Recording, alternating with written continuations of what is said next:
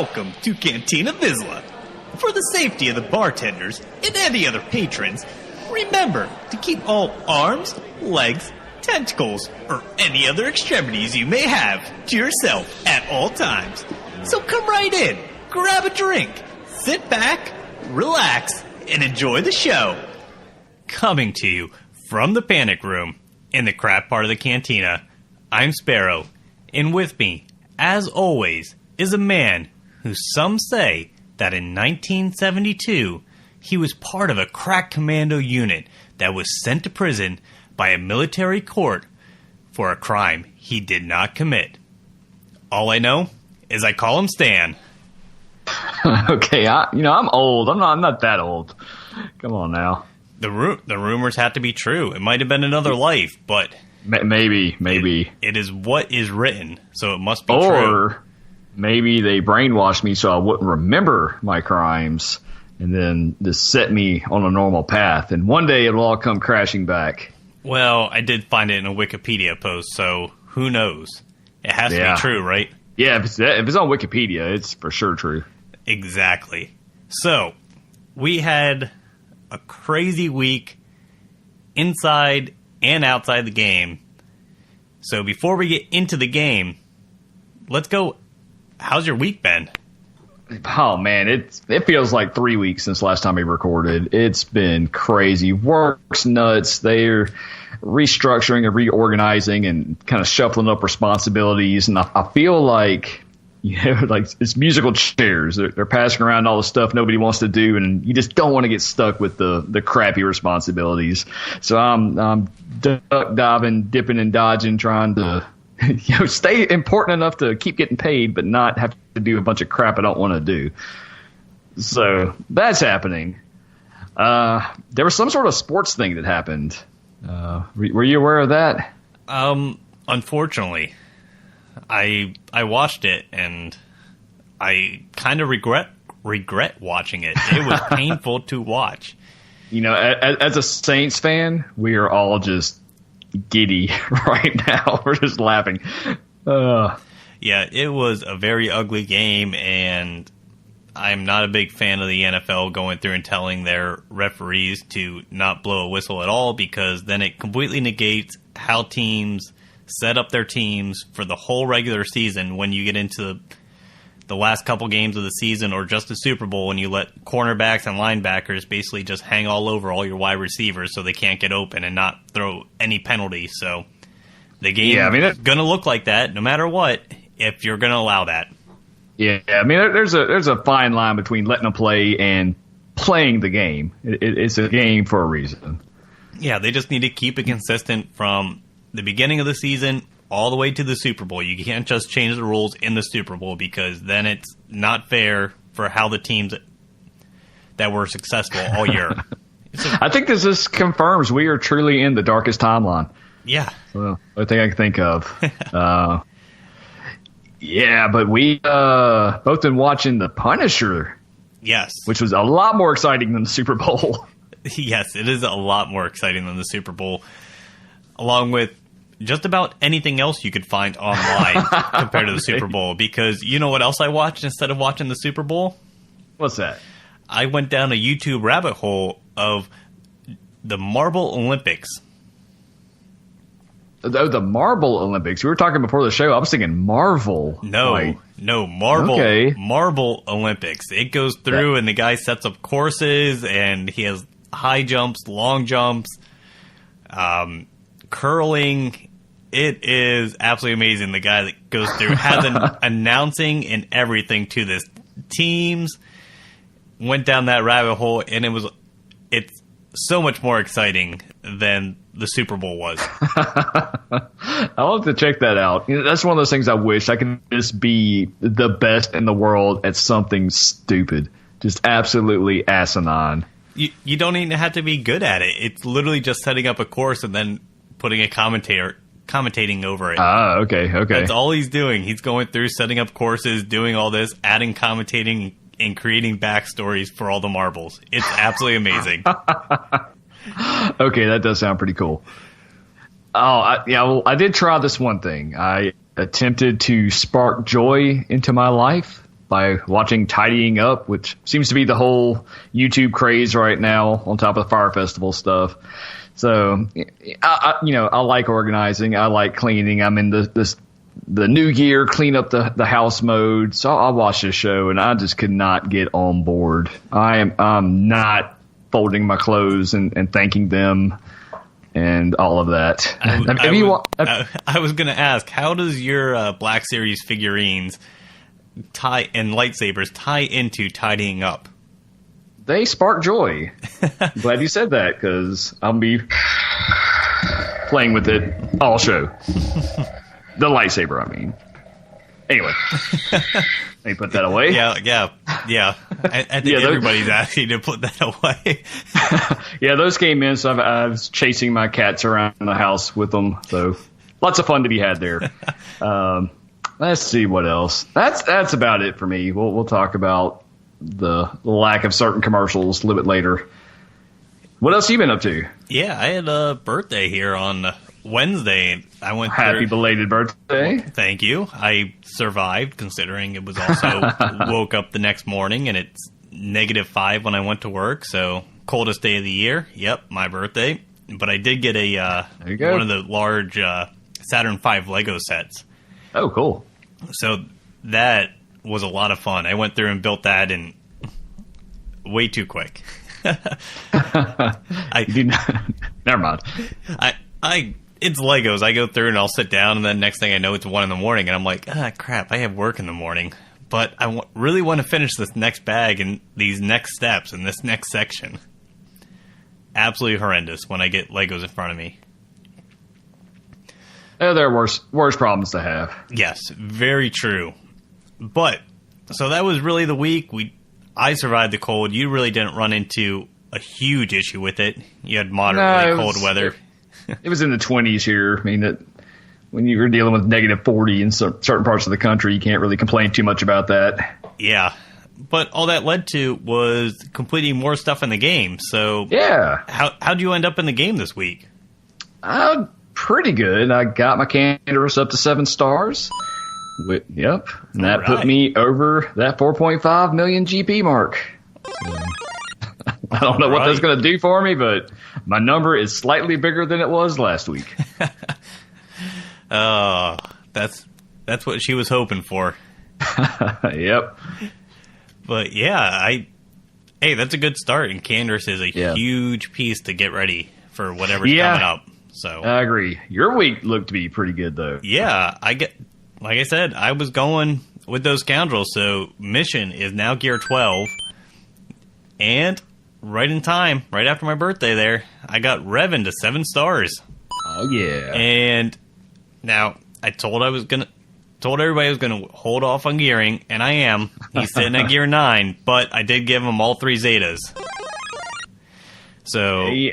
Oh, man, at that point, if you've committed to Zetas, you might as well commit the gear.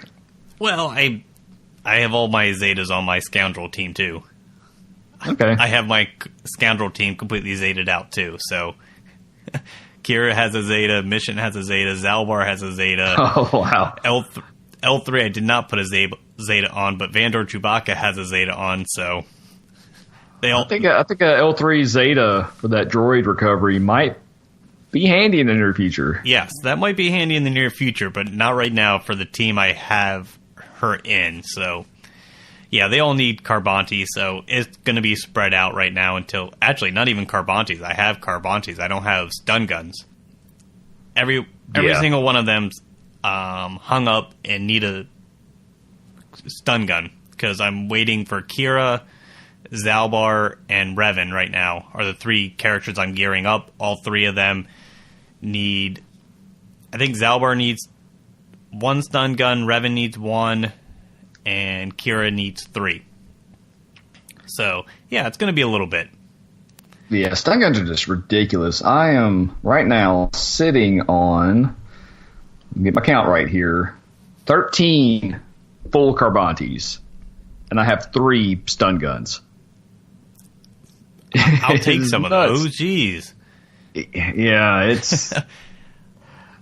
it's the point I'm not saving up for characters now. I'm saving up for entire teams. Just because it could go so many different directions here in the next couple of months. I just want to be ready for whatever. But we'll get to that. Yeah. Looks like we got one more one up to give out. Yeah, one more. Kiwaz, I think I'm saying that right, wanted a one up because he had a great week too. A 7-star Gear 12 General Kenobi. So here's your one up for you. Yeah. Congrats. Yeah, congrats. And we'll go through and give a 7-star Gear 12 there for everybody else that unlocked Revan this week, because enough of people unlocked Revan all at the same time that over 500 of them did not get their shards because they kind of crashed the server. Yeah, that's crazy. Just that amount of player base still on a mobile game in the, I guess, middle of the night here, but worldwide, just so many people still playing. It's cool. Yeah, and they said it wasn't even the fact that people were in the event. It was actually that many people gearing up Revan. So they had so much influx of data coming in that it was eliminating some of it going through, and just people being a little bit slower on the completion of the event. I was lucky enough that I waited until the morning for me, and I did not have any problems. I don't know how my phone would do if I woke up and did not get my Revan shards.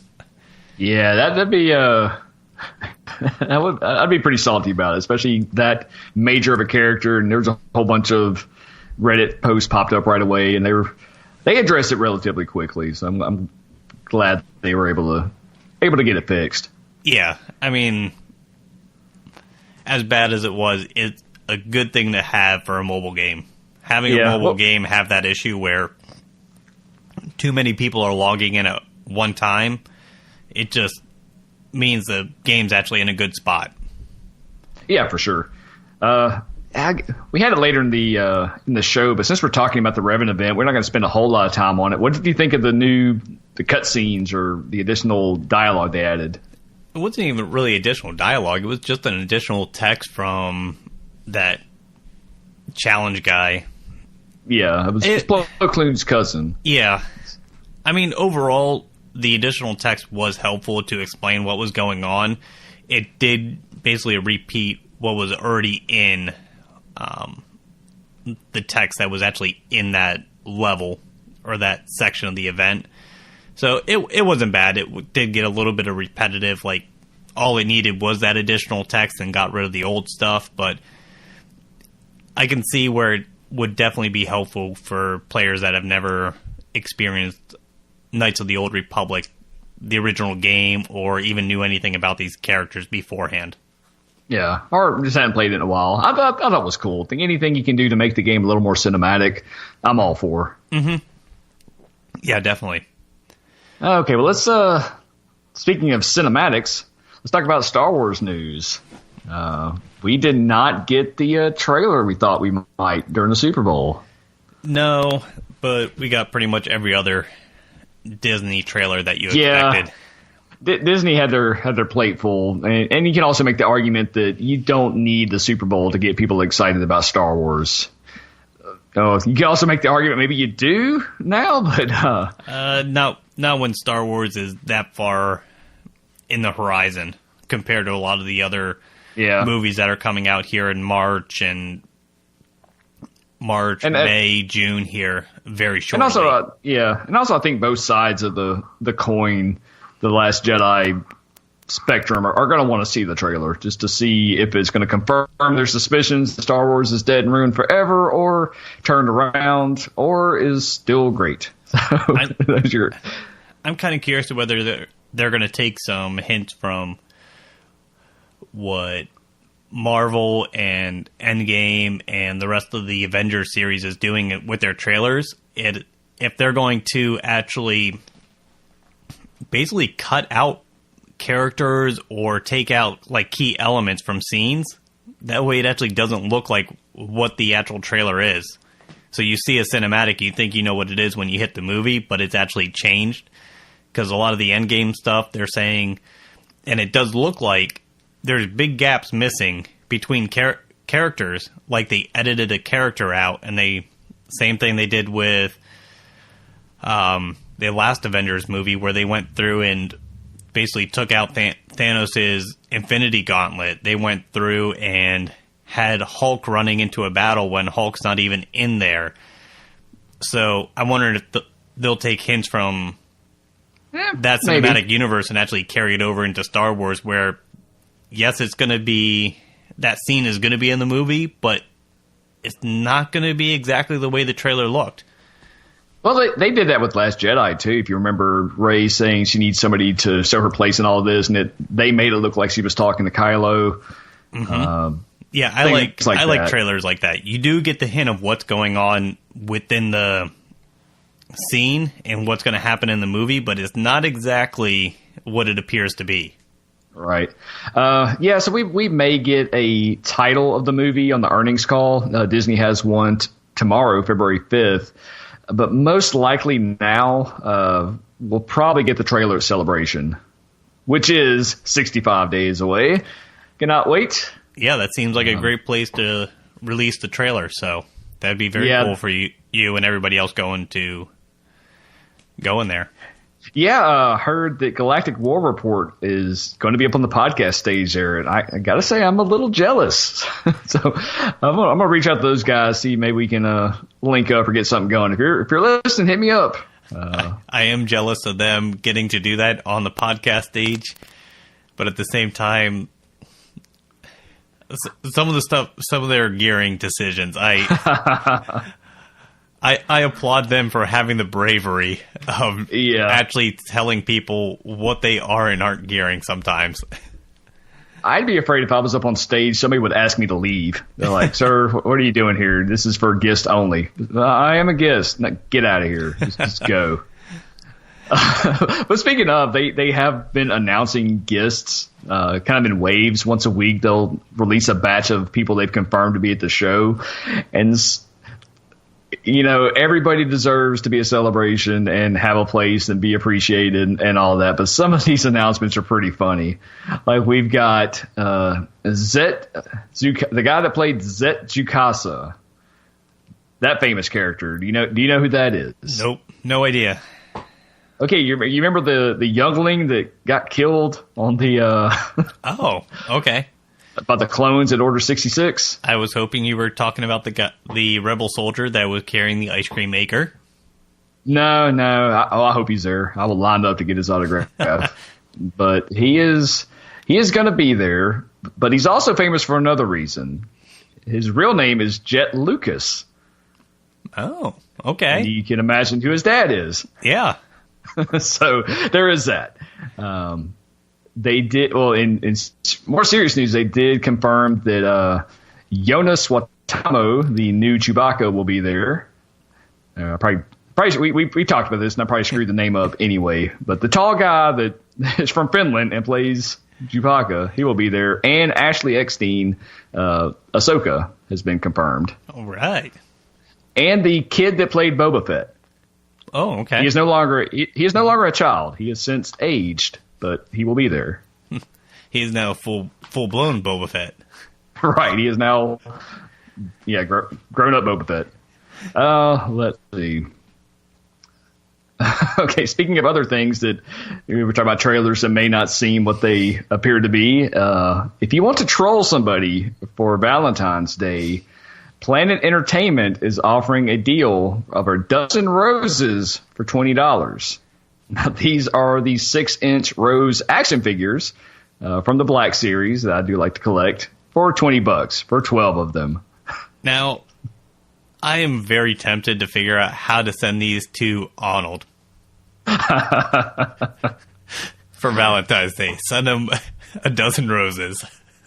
Yeah, I mean, just the trolling potential for this deal is out of this world, especially if somebody just hates The Last Jedi. There you go. Or just hates Rose. Absolutely amazing. Either one. Oh, let's see. Anthony Daniels, C-3PO, he has been on Twitter lately, kind of active. He sent a tweet out about his last day on the set of Episode 9 as C-3PO, so kind of a bittersweet moment for him. But a couple of hours ago, he released this other tweet, and I'm going to read it here. It says, "How strange. I am receiving images of something amazing coming towards us, traveling over decades through space and time, reaching out to all humans on this planet with its message. What could it be? Should I be afraid? Should you? Stay tuned. So very cryptic and very interesting. Maybe he is hinting toward the title or a trailer or something. Who knows? Yeah, something. Definitely sounds like something's coming soon, actually. Yeah. So that's interesting. Yeah, see, a lot of droid news this week. The Puppeteer for BB-8 has wrapped on episode 9. They released another teaser trailer for The Mandalorian with R5-D4. He is the red astromech. You may remember him. Yeah. What else we got here? It's hard to contain your excitement. Yeah, It's hard. All these characters. I mean, they're such big names. They are, yes. And Oscar Isaacs is in talks to play Duke Leto Atreides in the Dune remake. So there you go. Yeah. Well, we had all that in Star Wars news. So let's kick into the game because we just had way more news than that in the actual game. So let's get into the calendar watch, and then we'll jump right into the big news that we got this week. All right, calendars watch. We are recording on the 4th. We had a Smuggler's Run today. The Revenant event is still going on, so you have a few more days to get him unlocked if you're working on that. We've got the Ghost of Dathomir tomorrow and Droid Smuggling on the 6th. Then we go into Emperor's Demise, Home 1 event, a Contraband Cargo, the Mythic event, and that would finish out our week. Just overall, looking at the month, looks like we have a blank spot on the 14th through the 18th. And, well, maybe the 21st. We have Grandmaster's Training coming up. I think a lot of people have him already. So we got a few. We already know what's coming into those spots. So don't you worry. We have plenty of information on what's going to get filled with those empty spots. I don't think we have to worry about looking for those right now. Yeah, and we've got Galactic Bounties 1 and 2. Looks like it's coming back on the 12th, and this is courtesy of our friends over at SWGOHevents.com. I am pretty excited about this because I am 2 Wampa kills away from completing that first bounty hunter quest, or second bounty hunter quest. Whatever the Wampa kill is, 1. Oh, man, those quests are so long. Oh, my God. Yeah. But we apparently have 5 years to finish them. That is right. So is that all we got for the calendar watch? We got something else on there. No, that's it. That's it. All right. So, news ahead. The news. And you forgot on the calendar watch, Revan did come back. Revan does end here in a few days. So, rush to get those shards and get your shiny new Revan geared up, Zetaed out, and into your roster. Yeah. He's pretty good. He's okay. He's okay. He's not bad. But to go along with that, we did get the announcement of the February login character of the month. L3.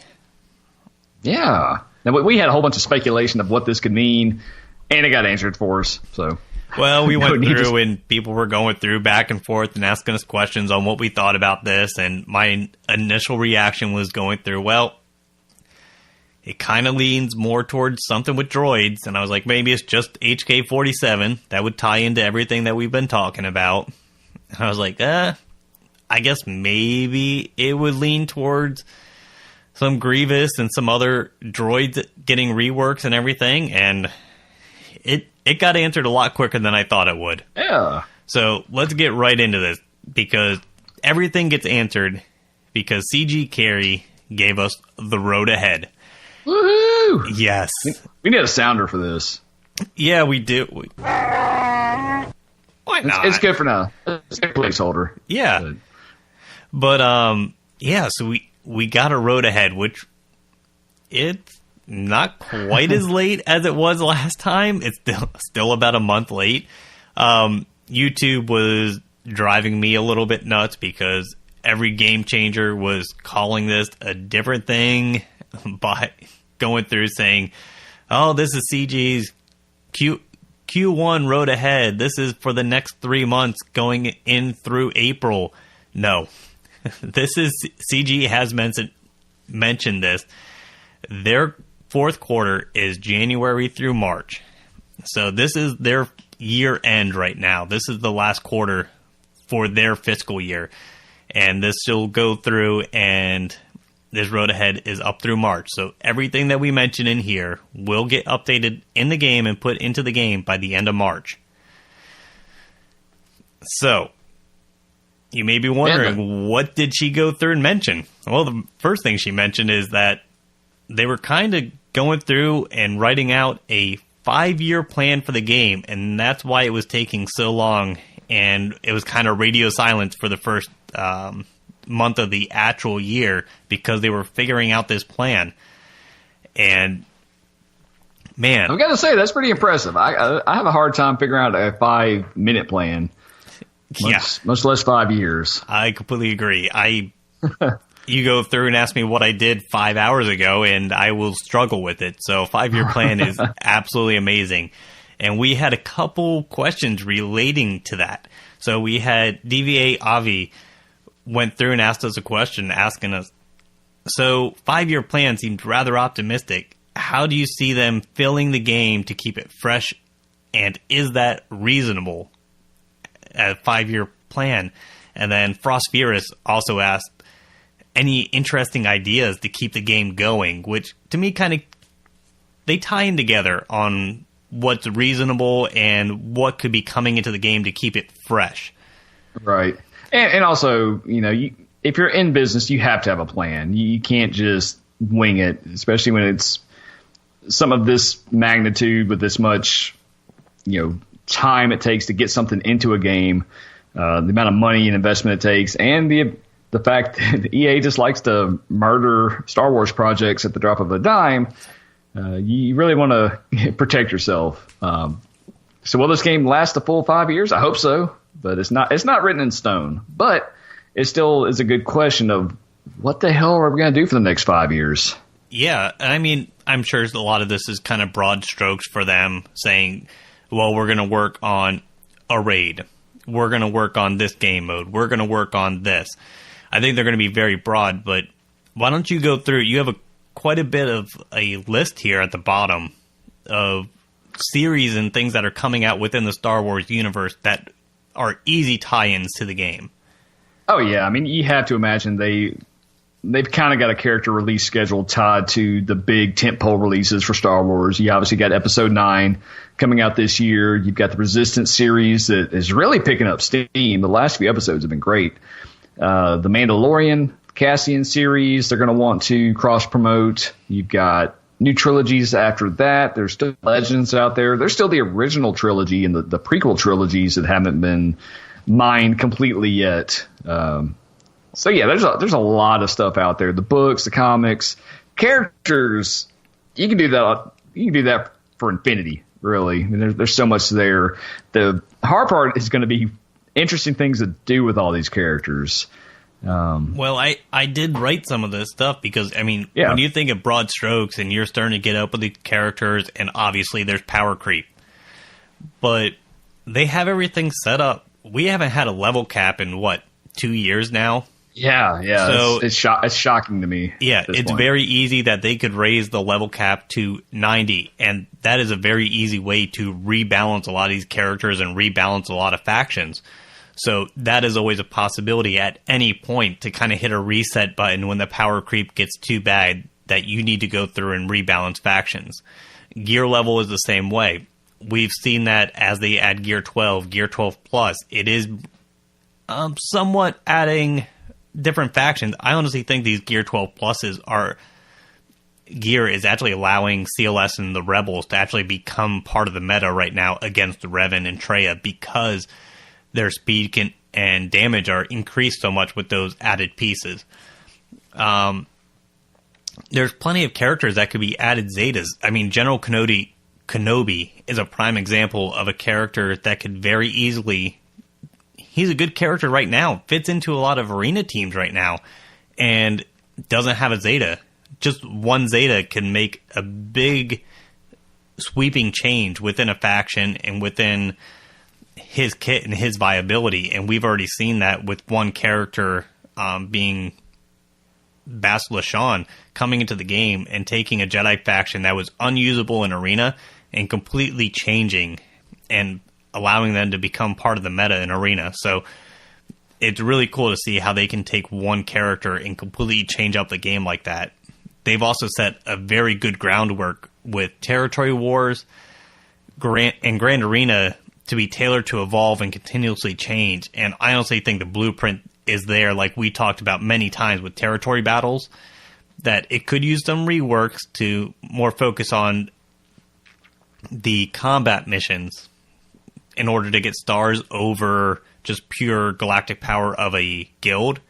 But that seems like a very good framework to continuously evolve and change up with the game as the game evolves and gets older. Right. And we'll get into this a little bit later, but raids, it seems like they're building out a system right now to retire older raids. That way, when they bring in new stuff, the time commitment isn't just constantly growing within the game. Right.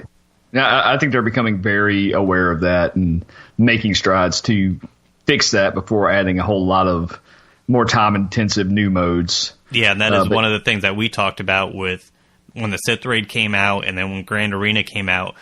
We said, this is starting to soak up a lot more time. Every time they go through and add something, they aren't taking away time anywhere. Yeah, and even just doing the same thing is still going to get kind of old. I do think they're going to need to really shake things up with an entirely new mode and new ways of playing. Well, they kind of did that down the road. They kind of did that with Grand Arena. They did. I mean, they added 3v3. That completely changes up how you think about building teams and everything. Right. I want to take it a step just beyond that. Just something outside of turn-based squad combat. I mean, we've talked about it before, but the mission mode where you can send off characters for a certain amount of time to go do a mission. If it's successful, you come back with gear or whatever. I mean, a lot of the games have done similar modes like this. That could be fun. Some sort of tactics mode where you're almost like an Advanced Wars or a strategy game like that, where you're using your leveled up characters on a different play style or a different play map mode or something. I'm stumbling over my words here, but a mode like that I think would be pretty cool. Something that really shows the large scale combat that Star Wars is known for. Yeah. I mean, I could see that. I think they're going to stay a little bit more towards the turn-based strategy game, just because that's pretty much what the game is. Oh, yeah. I mean, you are going to be limited by the engine, the coding and programming that's already there. I'm just trying to think outside the box. Yeah, that's what people listen to us for. Yeah, I'm thinking more like Territory Wars and Grand Arena with the different bonuses constantly being changed up. The 3v3 was amazing. We talked about it before. I would love to see teams of 6 with 2 leader abilities pairing up, because that adds a whole another can of worms and fun element trying to go through and theory craft teams based on that. So I think there's a lot of different ways and a lot of ways they're setting up the game to be constantly be evolving and changing each month, rather than the stale territory battles and in some sense territory wars that we had pretty much all last year. It was the same thing with the same bonuses, nothing changing at all for a full year. I think they realized that wasn't a way to go, and to encourage engagement, it's going to be adding bonuses, because that's going to shift up who people gear and just change how people think about it. Yeah, those are a lot of fun. I think the communication got a little messed up on the last 2 territory wars of which one got the bonus and which one was going to be vanilla. But yeah, I think that one got mixed up because they went through and announced the first one in a separate post, and then like 2 weeks later or a week later, they went through and announced that, all right, the one after the most current one is going to be bonuses, and then the next one after that's going to be vanilla. So I think if they would have put them all together with the dates, it would have been a little bit easier to read and follow than having them split up over separate posts. But yeah, but CG, keep these bonuses coming. It's so much fun. And we finally got a Territory War win. We needed one so bad. Yeah, it's been a long, long time. Yeah. Oh, man, yeah. Another thing, you talked about theory crafting and the different size teams. A sandbox mode would go a long way in helping people figure this stuff out, dig a little deeper into the mechanics. Yeah, I mean, I would like to see that within a guild.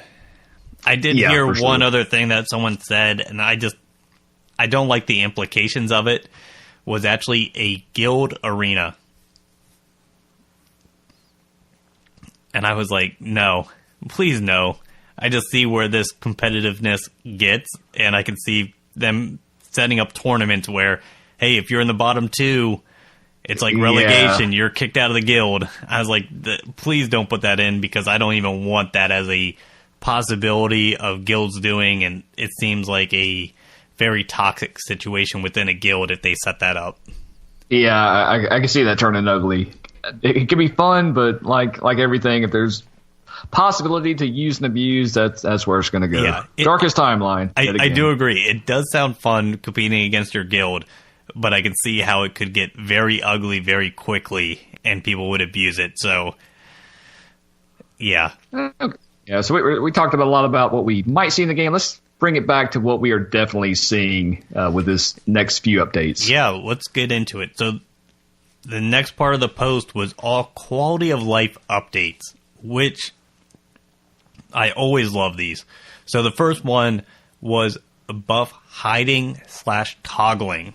So if you've ever done a Revan versus Revan mirror match, and the whole screen is covered in green, even after they went through and added the last quality of life of numbers and pairing up similar buffs all together, because it could have been a lot worse. Hence the Chase meta, in which you just had full green everywhere. So basically they're going to go through, take the... They really didn't say what the primary buffs were going to be, but basically take the important buffs and put them, and then basically hide all the unessential buffs that aren't... Yeah, you'll get like a count of buffs and a count of debuffs. Green with the yellow, red. Yeah. Damn it, I can't talk. But yeah, basically, and then you're going to have a little button up at the top left next to your character, your username, that you'll be able to go through, and it'll pull everything out so you can see all the buffs or take it off. It's really helpful when you're trying to go through and use Revan. You're trying to find the character with the most turn meter, or figuring out whether someone has foresight or taunt and things like that, when the whole screen is covered with green buffs and you can't see if you're going to waste an attack because someone has foresight, and you just can't see it within this mess that's on the screen. Right. Now, did they say if you could pick one character and see all of those individually, or does it turn everything on and turn everything off? I think they said you could tap the icons and it would expand out that one character. Okay, cool. Yeah, or you can go through and just toggle and everything will come back up. So either way, that's a great addition to the game and should be very helpful. Yes. And clean up the look of everything. So that was needed for a while. Yeah. The next thing, which this is probably the most excited I am for any quality of life, because I've been talking about this pretty much since the podcast started. Yes. About my absolutely loathing and hating Rancor raid rewards, because it is not even. It is so reliant on RNG to get what I need for a character of anybody I'm gearing up and needing Rancor raid. Raid simming. So they're going to start with the Rancor. It's going to go through. They're still working out the details on when it's going to become simmable for a guild. But basically they're looking at how many in the guild has that character, say, so Rancor, Raid Han, at 7 stars, and how many times the guild has completed the raid. All right, Not a problem. Next is that they're working on balancing. So when it gets sent, everybody in the guild is going to get equal rewards all the way through. The guild as a whole and gets equal rewards for completing and the benefits for doing that well in the raid. So I am super excited about that. No more fighting over raid rewards, trying to get a better rank, getting tides. It's going to be such a good experience for the guild. It's going to take out a ton of, not so much a ton of time. It is going to reduce time. And I have a feeling this is going to be something like a guild leader, kind of how you set up the auto launch feature, that you can just hit simmable as soon as you go through and hit the currency cap for the raid. It's just going to automatically sim and throw the rewards into your guild inbox, which sounds amazing. Yeah, it sounds really cool. I just hope the rewards are good. The way we do it now is everybody registers and one person is assigned to do the solo. And so they are guaranteed first place rewards. Everybody else gets whatever RNG has for them. So some days you're top 10, some days you're bottom 10, whatever. And the rewards kind of even out that way. It works for us. Everybody's guaranteed at least one number one. Everybody can get their title.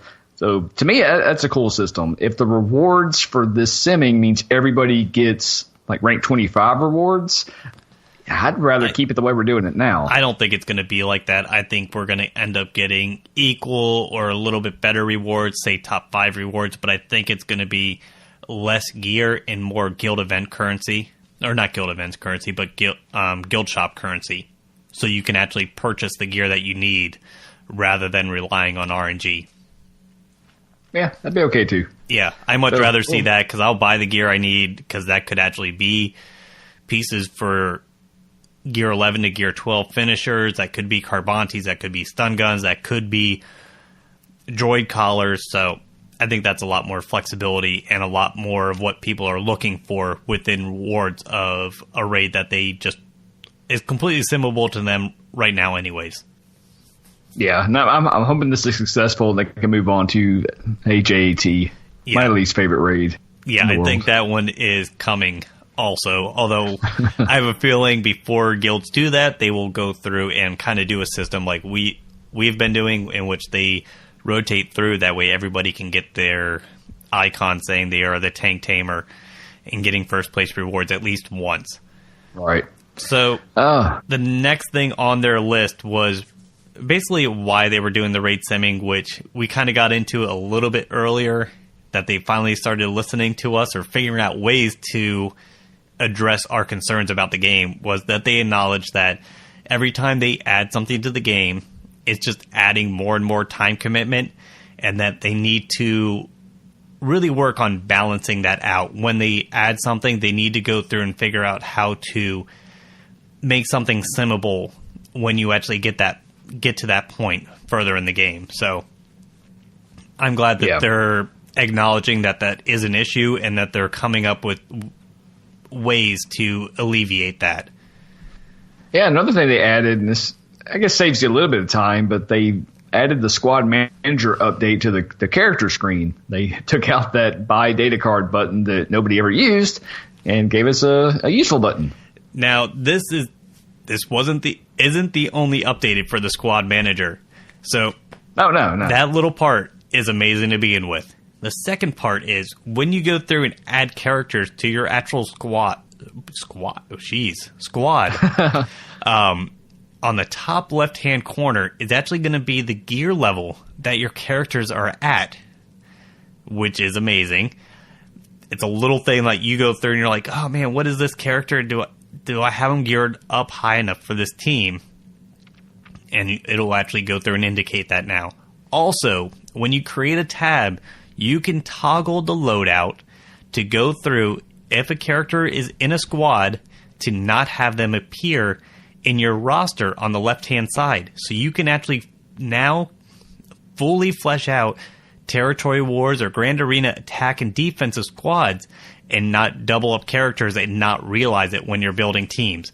I think that's probably the coolest thing for me. Right. Yeah. There's nothing worse than like, all right, let me break out my Kenobi. Oh, wait, where's he at? I put him on defense. Yes. No. Yeah, I do really like that. That should really help people go through and actually create the squad. Jeez. Oh, it's contagious. Yeah. The mush mouth. Yeah. Everybody's getting it. The squads that you create for each team and not overlap characters like that. So I'm really excited about that. Really wish they would have put in a ship squad manager in there. That's pretty much the only thing that was missing in there. Yeah. Well, speaking of other things that are missing, when they're doing Grand Arena matchmaking, your ship GP will now be missing. They're going to matchmake solely on... Well, not solely. They said they were going to adjust it for matches like 3v3 that do not include ships, that ship GP is not going to be included. For the regular 5v5 that does have a ship part into it, ships will be included in the GP. Right, and it's still not completely just GP. They've got some other little secret sauce things in there. They're going to keep close to the chest, but not having ships in there should make the matchups a little more.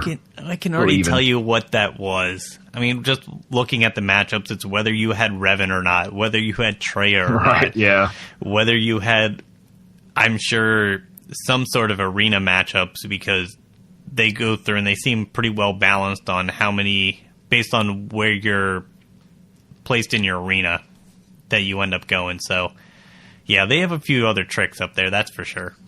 But one thing on this, though, and this might be an unpopular opinion, but I would much rather have ships counted and a reason to use ships. We need more ship content. You need to throw ships in everywhere you can. If you want to make it a relevant mode, you need to have stuff to use them with. They're getting there. Don't rush them. They're getting there. Okay, so quality of life. Any just major things missing that we're still waiting on? And God, just thinking about the last couple of years, how far we have come with quality of life. Simming to begin with. 4 times battles, squad management, all these things weren't in the game. That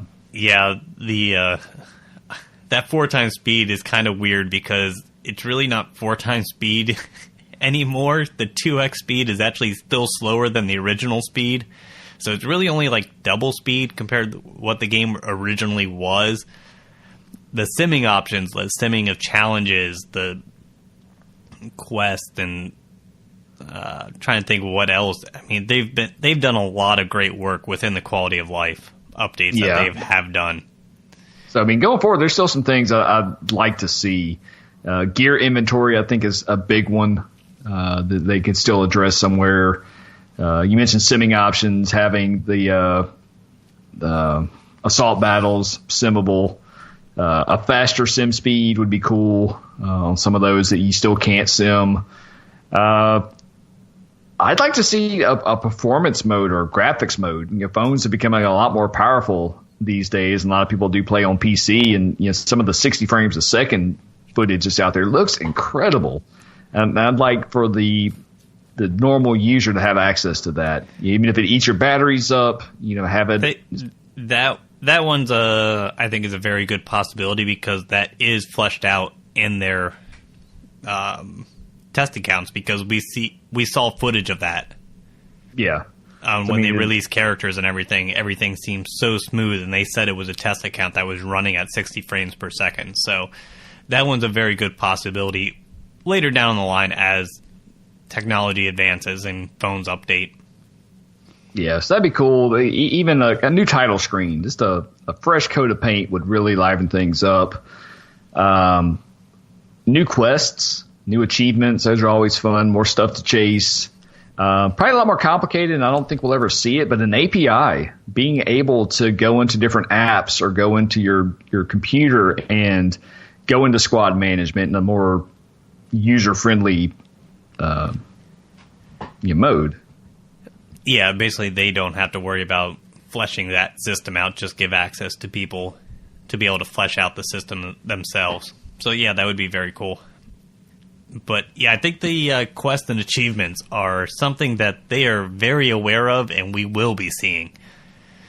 because they went through and said they want to introduce new ways to get characters, because they realized just having Hero's Journey events, Legendary events, Ancient Journey events,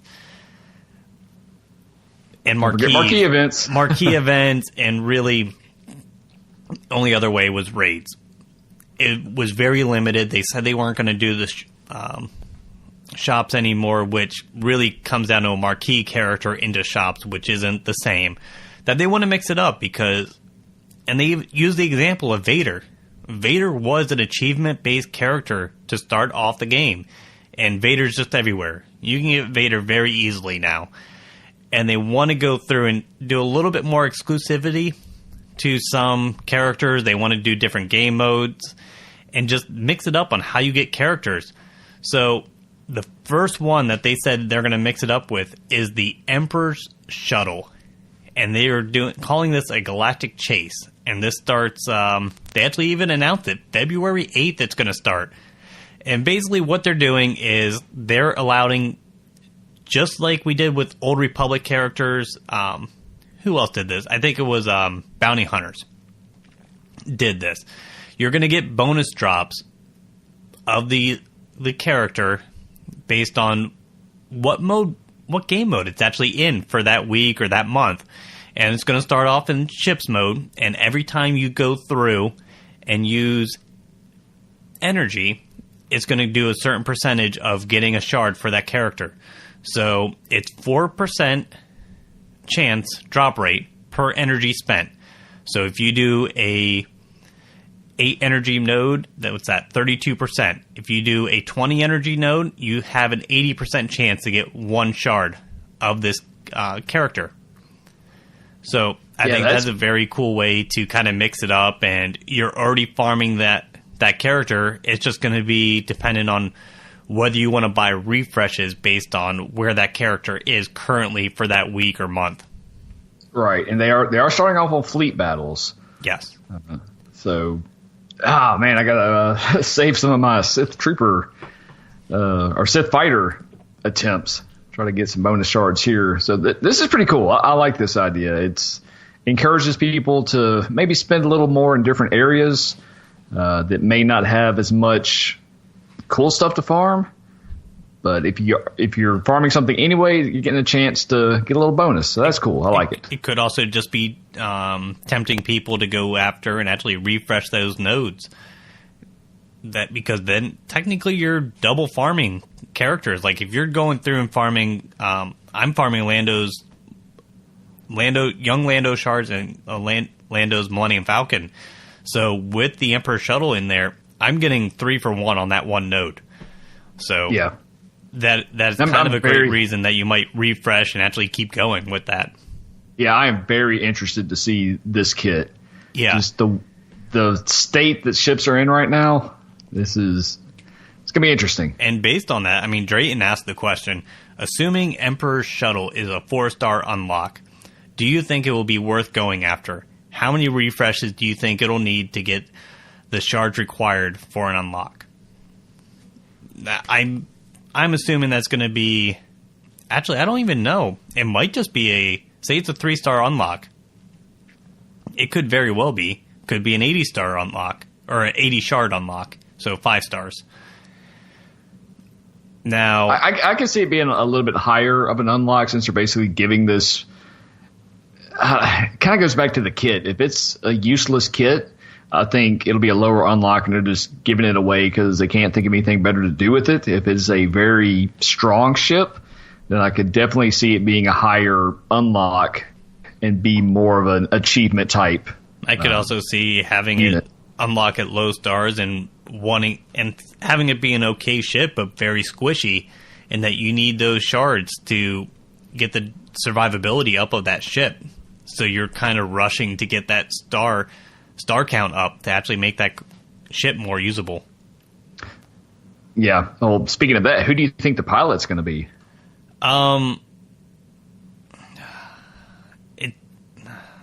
I don't know whether it's just going to be Emperor Palpatine or it's going to be Emperor Palpatine and the Royal Guard. I'm hoping it is just Emperor Palpatine because I'm hoping they bring out Royal Guard's red, like, TIE fighters. Or bombers, I forget what he had. I don't know. It makes sense game-wise, but something about the Emperor flying his own ship just doesn't sit right with me. Yeah. I have no idea. That's not canon. Yeah. I have no idea as far as that goes, but that's what I'm kind of hoping. But, I mean, Palpatine flew his own shuttle there in the original, or not the original trilogy, but the prequels. He did fly a little bit, but whether it's going to be worth refreshes and everything going after it, I think that's really going to be dependent on the kit itself. Yeah. It's going to be hard to tell whether it's really worth going very hard after until we actually see the kit.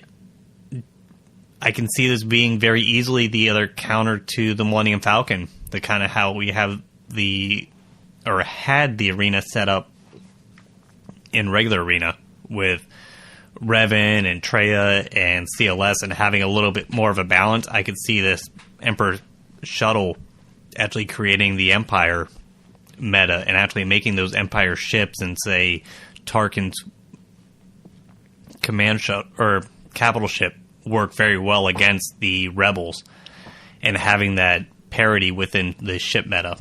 And yeah, I mean, it would have to counter the Falcon that has a specific anti-Empire thing built into its kit.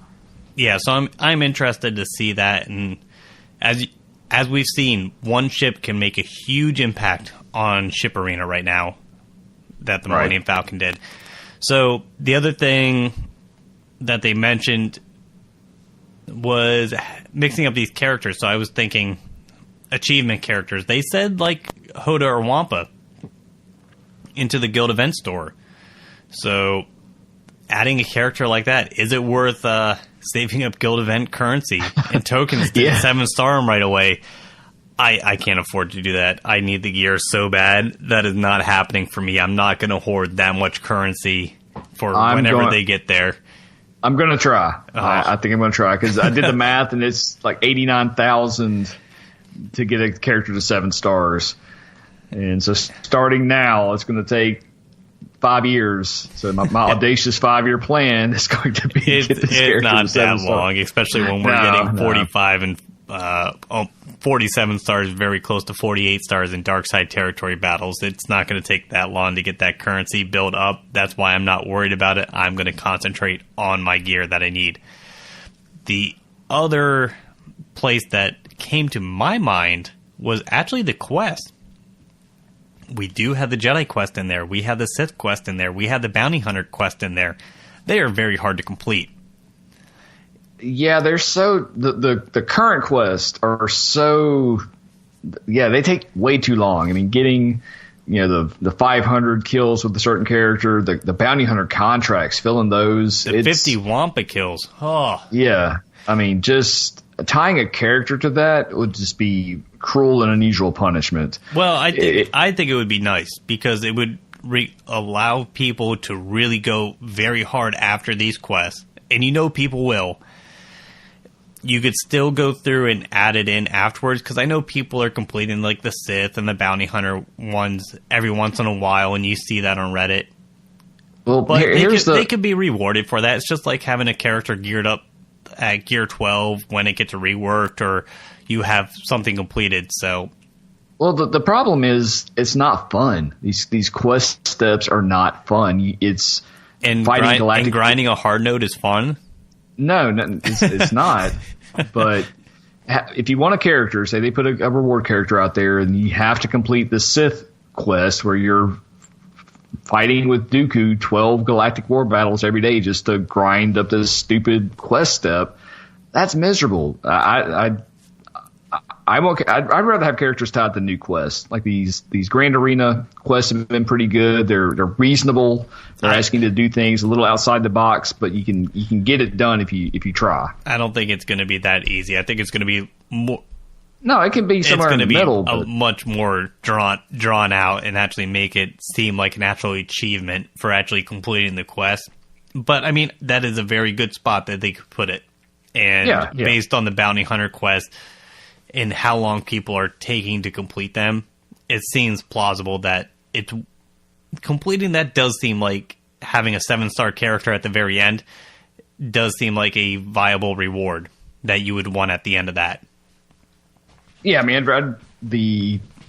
rather have a character than a title, but again, that I can live without a title. What are you talking about? When you finish the Sith quest, you get 25 crystals. Oh yeah, I forgot that. Yeah. Do not forget the 25 crystals. So, yeah, I think adding a character that to the end of that would be a nice reward, and then they could always add in more quests with different characters tied to that, because it does give you something to work on. It does take an amount of time. It does work into their working theory that requires you to have certain characters geared up or certain teams geared up in order to do that also. Yeah. So, and we also got the existing game modes. We got new territory battle map with characters on there. We've talked about that. I wasn't thinking of that only because when they said new ways to release characters, they've already released characters that way. But my thought was Territory Wars or Grand Arena. I'd much rather have a Grand Arena rewards simply because. But Territory Wars already had 9s in there. Yeah, I remember that. So they do have the visual bug in which they've already thought about doing that. Right. But I'm just thinking for guild cohesiveness, it sucks bad enough when you're on the losing end of a battle, and especially for us, you're like a streak of losses. Every time we lose a territory award, probably the next couple of hours in guild chat, it is nothing but finger pointing. You didn't attack on time. You set shitty or bad defenses, well, whatever. If they're and that's just over one Zeta and some gear. If we're starting to lose out on characters, I'm thinking bad. I'm thinking Territory Wars would be more. Either way, you get so many shards based on what bracket you're in. Yeah, it would have to be like win or 5 loss, or 3 or something like that. Yeah, and win or loss, whether you win or lose, you still get character shards when you're up high enough. You just aren't going to 7-star that character as quickly as some of the guilds that are winning all the time. Yeah, it would have to be, 5 for the winner, 3 for the loser, or some equivalent to that. If it's a huge difference, it's going to get bloody. Yeah, like I was thinking like 10-7 or something like that. But so there's ways to do it. And then they mentioned Vader with achievements, and I think that's highly unlikely. That would be a lot of achievements to go through and add into the game, or a lot of older players just getting a free character because they have all the achievements or have done so much within the game that the achievements are going to unlock automatically. All I know is if you take out the 5 shards after I get 6,000 more arena fights, I'm going to be pissed off. I earned those shards. Yeah, that's why I think the way they set up the quests and everything seemed like a very logical way to add in an achievement-based character in which you actually feel an accomplishment for completing everything and getting that character completed and unlocked. And say those quests, the way the tiers they have, they can even go through and do unlocks. Oh, yeah, easily. If you have 7 stages, say you get a star for every time you complete a section of the quest, so you can actually still use the character. It's not a 7-star unlock. You could go through and star them up as you go. So there's a lot of fun possibilities with that. Oh, definitely. Well, speaking of achievement characters, one character that was one of the original achievement characters is getting some love this month. Yes, finally. We went through and have talked about... So let's preface this. Before we jump in the gun, Carrie came out and said, this February is not going to be like the past Februaries. AKA, it is not going to be Sith month. We're going to mix it up, and we're going back to the Clone Wars. They did that just to make us look bad. Kind of, because and both of us had said in November when the original rumor of Grievous getting a rework, we said something came up, and all they did was shift this a few months, and we were saying March because we figured Sith was February. So we were very close with this. So, as we were alluding to, Grievous is getting his rework along with the Separatists. They aren't doing all of the Clone Wars. That we aren't getting the clones or anything like that. They're sticking to Clone Separatists, which is completely fine by me. So, Grievous is getting a rework. B2 Super Battle Droid is getting a rework. IG-100 Magna Guard is getting a rework. Yes. Then, there is more. Woo. We are getting a couple marquee events, which I alluded to earlier in the show with our calendar watch, that we do have some empty spaces, and they are going to be filled by, one, Droideka, which I have been calling for a long time and super excited about. And the other droid that I've been talking about, the B1 battle droid, which is already in the game, will be coming back as a marquee, or will be coming into the game. And Roger. And the B1 battle droid seems like it's going to be the first of the marquee events, because they already said the B1 battle droid will go through and will represent the never-ending waves of battle droids that Jedi and everybody faces with battles against droids. So that does sound very much, everybody's been saying it, does sound a lot like Night Sister Zombie with the revive mechanic. I think it's going to be a little bit different. Like, you have to kill the B1 droid so many times before he actually falls over, say 5 or 6 times, and then you can go on to the rest of it and he'll stop rezzing. I could see it kind of being like a mix with Scarif Rebel Pathfinder, with needing a buff on him, and Bando Chewbacca kind of has a similar situation also. Yeah, I see it more like that. I don't think they're going to open up another can of worms like they did with Zombie. No, and it doesn't. I don't think it fits thematically having to kill all the other droids and leave the B1s standing there. It doesn't work like that. They are usually the first to fall. Yeah, but let me ask you this. How crazy is it that we are so excited for a marquee event for really one of the lamer characters in the Star Wars universe? I'm not excited about B1. I'm excited about Droideka. I'm excited for B1. A little clanky jerk. I can't. Droidekas, blasters. Yeah, they're cool too. You know, get your roller boys out there. Yeah, I am super excited about I'm excited about this in general, just about the rework. I mean, it is droids. Droids needed it. There's a lot of droids that can go through. It leads to a lot of possibilities within 3v3, within Grand Arena. So we had some questions about this too. Yeah, we sure did. So, yeah, go ahead. Yeah, Bucky asks, are we assuming the droids needed to finish out the GG squad will be marquee? So the full team would take a while to complete. No, I think that the Droideka B1 will be the half of it. Magna Guard and the reworks would be the rest of it. So yes. So yes. He's asking if the General Grievous squad will need, like, the whole squad that you would need for Arena, or an actual full team for Grand Arena Territory Wars. Would be the two, yeah. Would the marquee events would actually needed to fill out that squad. So yes, I do think the B1 battle droid and the Droideka will be required within that squad to make it viable. Yeah, I can't imagine them doing a rework without Grievous's rework in mind and having them all work together. Yes, I think there's going to be ways to make him work without those two. Say adding L3 or T3. There's IG-88 would be another one. I think there's going to be ways to mix and match droids to make it work, but I think some version of Grievous, IG-100, Droideka, and B1 are going to be crucial to a team. So, yeah.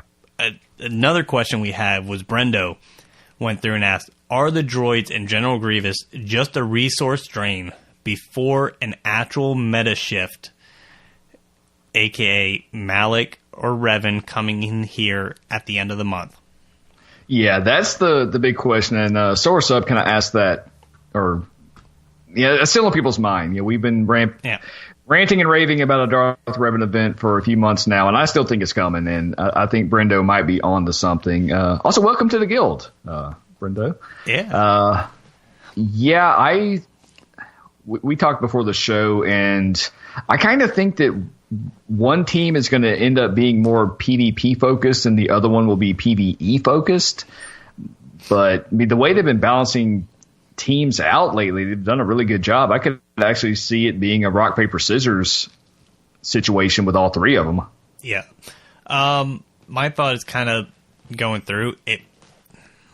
If you're an older player and you have these characters started up already and halfway decent geared, see where you're at. I mean, if you can build a good 3v3 team with, say, Grievous, B2, IG-100, and, I mean, Droideka and B1 being Marquis, you might not be able to use them right away. Go ahead, gear them up. I mean, gear's the easy part. It's really having those characters, especially like Revan. It's 7 stars or nothing, so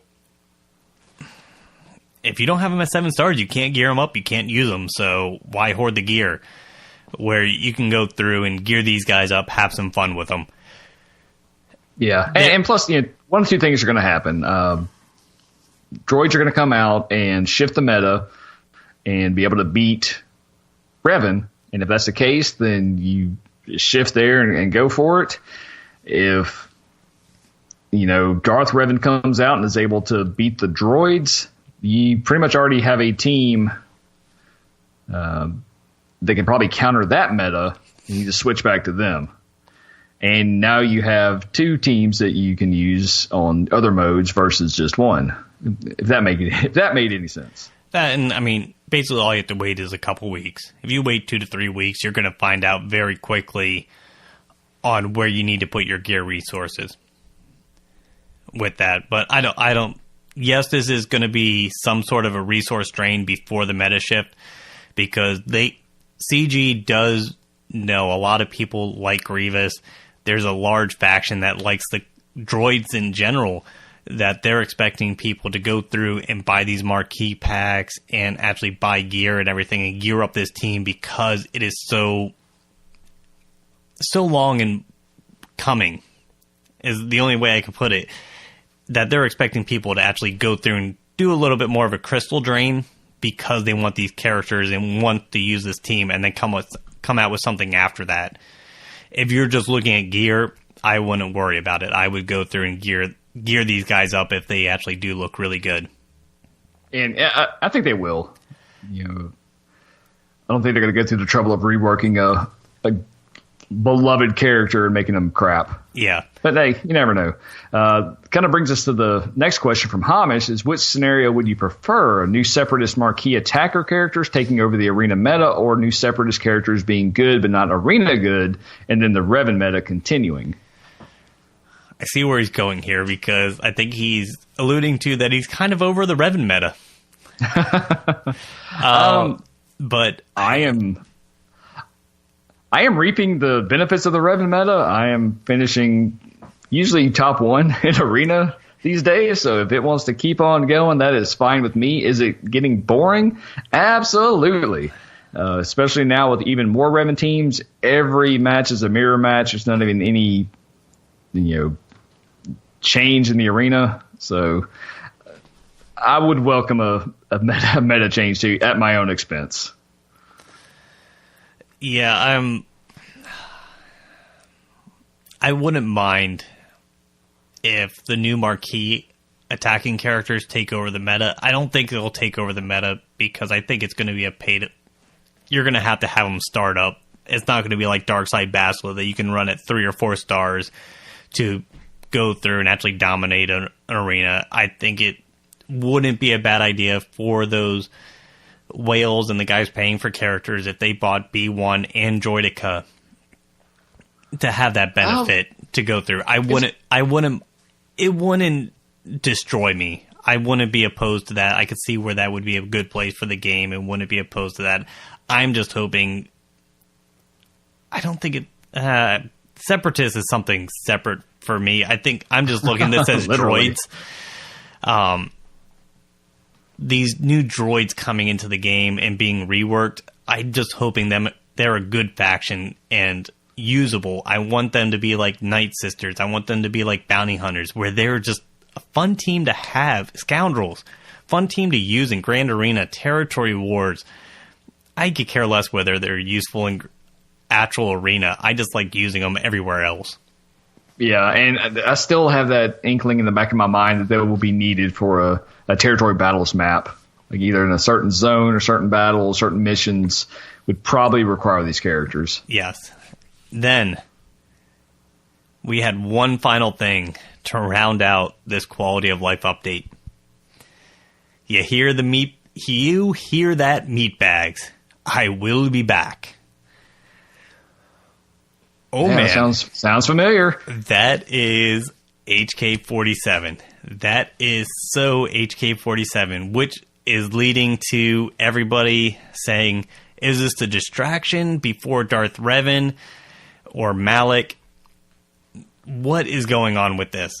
So, I don't necessarily see it as a distraction, as just, each month you have to have something to do. But we've gone a long time with nothing going on in the game. Except January. Right. Nothing happened. Yes, we didn't even get a marquee character. For something to happen. And not everything has to be, this grand strategy thing where they're just trying to trick you. Could just be, hey, this is something fun to do in the game. Will it, drain resources? Yeah. But everything is going to. Darth Revan will drain resources from whatever comes next. Yeah, I think they just basically, all this means, because this is the road ahead post, I think this was just alluding to March. I think what we were thinking about with Revan or Malak, I think we were kind of pushing that event to happen at end of February because it was Sith month. And I think now that we don't know it's Sith month, I think it's going to get pushed back into March. I think that's all that means. I think it's still coming. I think that pretty much alludes to what we were saying beforehand, that HK was going to be needed for the event. So if you're a newer player that does not have HK47 start up, I would start buying him out of the guild store or out of the store, because it sounds like he's going to be needed. It's possible. At least getting a rework, so he can still be pretty good. And we're skipping ahead, but looking at the Marquee Watch, this still lines up with our original kind of predictions for the free-to-play date for Juhani and Karth. We originally had them down for the 22nd and 23rd, and even if they push that back a week and have it the 14th or so, that gives you 2 to 3 weeks of farming before whatever event comes out, which that would be well into March. Yep. I think that's all that is. I think they just went through and shifted some of these events around just a little bit. I think that's all this means. It's definitely still there. I don't think that these Old Republic characters that everybody's farming and going super hard after is a bad idea. Keep doing what you're doing. Don't get distracted. If you have the characters of Grievous and B2, it's not a bad idea to gear them up. But keep on with your actual shard farming of these Old Republic characters. Yeah, it goes right into what Sorrow Sub was asking us. The next Knights of the Old Republic event, Malak/Revan, will it be straight legendary event, or will they mix it up? Given all the pomp and things going on now, I kind of think it's just going to be a straight legendary event. I would love to see it be a more in-depth, version of this event, like they mentioned that they want to do newer things, but I don't think it will be. Yeah, I'm with two minds of that, in which we've talked about multiple times that I've been on the fence on whether it was going to be basically just a mimicking of the Jedi Knight Revan event, in which you're going to need 5 Old Republic characters, which they just released 5 new ones of Bastila, Juhani, Canderous, Karth, and then the hint of HK47 being needed. I could see them mixing it up a little bit, though, and making it, like you said, a legendary event, but making it the difficulty of the Chewbacca event, and just requiring the Old Republic characters. If they're going to mix it up, I think that's going to be the way they mix it up, in which you're going to have your Old Republic characters geared in order to get Malak or Revan. Yeah, I could definitely see that happening. Yeah, that would be the only kind of way they would mix it up and kind of throw people off, saying, oh, all I need is them at all these Old Republic characters at 7 stars, and then I can figure out how to get past the event from there. And then they throw that curveball in which you need that Gear 11 is going to be very iffy, but you're probably going to need a couple Gear 12 characters with Zetas in order to get past the event. Yeah, I don't think it's going to be that hard. I think it may be a little more difficult than normal. I don't know if it's going to be that extreme. I mean, if you're going to go through and make a character that hard to get and kind of throw people off, I could see that being needed. I'm not saying it will, but if they're going to mix it up, I think that's the way it's going to be. Otherwise, it's just going to be exactly what we think. It's going to require the 4 Old Republic characters that everybody is farming and trying to go after right now. Yeah. Well, and that's really the question right now. I'm going to screw it. Casey? QC? He's working on Ewoks for 3PO, bounty hunters for the Millennium Falcon, and Old Republic. So what do you prioritize right now? All right, so when they were asking this question, that's the question, and I hate to be the guy, but the answer really is it depends on what your priorities are. Nope, I do have an answer. You have a solid answer? I have a solid answer. Okay. Continue working on Ewoks for 3PO. 3PO would be a top priority for me. I would slow down on the Millennium Falcon with the bounty hunter ships. Keep farming them if you have extra energy, but I would not worry about them. The Millennium Falcon and ships are not game breaking as far as raids or anything else. You can get by with regular ships. I always put ships kind of on the back burner. And then I would be working on Ewoks for the gear and then Old Republic for the shards is what I would be doing, because Revan and all those events are going to be a lot more crucial than having the Millennium Falcon right now. I'm kind of disagree. Revan, I think his days are numbered. I think his time in the meta is coming to an end for too long. So I don't know if. But you also have to remember, as a newer player for the Sith raid, having Jedi Knight Revan and being able to go through and post 6 to 9 million in one phase, is huge for that gear and everything. And what does the Millennium Falcon help you progress for? It's going to give you more placement in your ship arena, which is going to give you more crystals, which is good. Yes. But yeah, and that kind of goes back to depends. If you're trying to beat the Sith raid, then yeah, that Revan is going to be great in that. It's going to ramp up your currency input, your gear input, which is going to help all modes of the game. C-3PO, he's a good character. He helps solo the heroic AAT, but the gear sucks on that. If you still need Kenobi, then that'll speed that up a little bit. Ewoks are a great team, though. I don't want to discount that. They are very useful in a lot of modes. That, and I would not want to leave C-3PO off and not have him unlocked and ready to go in case they bring anything out with Luke.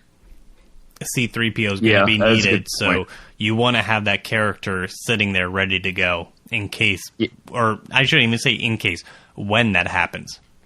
Yeah, I do think in this audacious 5-year plan, there's eventually going to be legendary characters that require other legendary characters.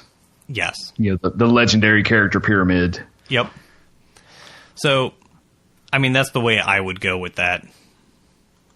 Okay, well, I want to do a quick run through Discord here and see if any other questions just pop out. And if you want to join in on the conversation, get on our Discord. There's a lot of awesome people here willing to help when we talk about just the game. We talk about collectibles. We talk about other video games. If you have a good idea for what some people are saying I do. You can even get a channel for that. You can give your suggestions there. I don't read them, so it's always a surprise to me. Let's see. All right, First Order Wookiee wants to know what's Darth Revan. As we all know, Revan is the famous pod racer that was known for revving his engines up. And hates sand. And he hates sand, and Darth Revan is his goth older brother. That loves Tuskens. Yes. Miles Rula, do you think end of February is still time frame for Revan Malak, even with the droid reworks? We talked about that. Now I think we're going to push it into March. Yep. Nope. Just getting pushed back a month. That's it. That's all we're thinking. All right. Casey, again, do you think General Grievous will be the new meta, and how geared do you have him? HK and IG-100. I think they're going to be good characters. They are sitting at gear 10 right now, simply because it costs nothing to stand by and wait. I have them at, I think they're all at gear 8. B2 is at gear 10. And I do not think they're going to be arena meta. They may be able to compete in arena based on mods and what team you can put around them, but I don't think they're going to be the meta. I don't think they're going to be the best defensive team. All right. Princess Fluffy Bud. Do I look fat in these pants? Nope, just fluffy. Of course not. Never. It's in the screen name. No. Nope. Okay. Never. All right. Let's see. There's a long conversation about the word fluffy. Let's see. Great radio here, but I'm going to go into get into the bump and grind list while you're going through and scanning through there. Not much has changed for me. I'm staying focused on the Old Republic. That is what I'm focused on. I'm not getting distracted. I'm still working on gearing up that last little bit of the Scoundrel team, which is Zalbar and Kira left for me, and Jedi Knight Revan, and that's it. I am actually hitting 11 of 85 for Darkside Bastila, so that's progressing nicely for me, considering I did not buy any shard pack, and I'm just doing one refresh a day of that node. Canderous started late after I finished up L3, but I'm at 4 of 100 for Canderous, so he is moving along very nicely also. And wrapping up Lando and the Millennium Falcon, I'm at 53 of 100 with Lando, so that farm is finally coming to a close, which is nice. Yeah, light at the end of the tunnel. My farming is going fairly well, too. I've got Canderous done. I've got Fallen Bastila at 81 of 100. I've been having bad drop rates, so I did go ahead and buy 116 shard pack.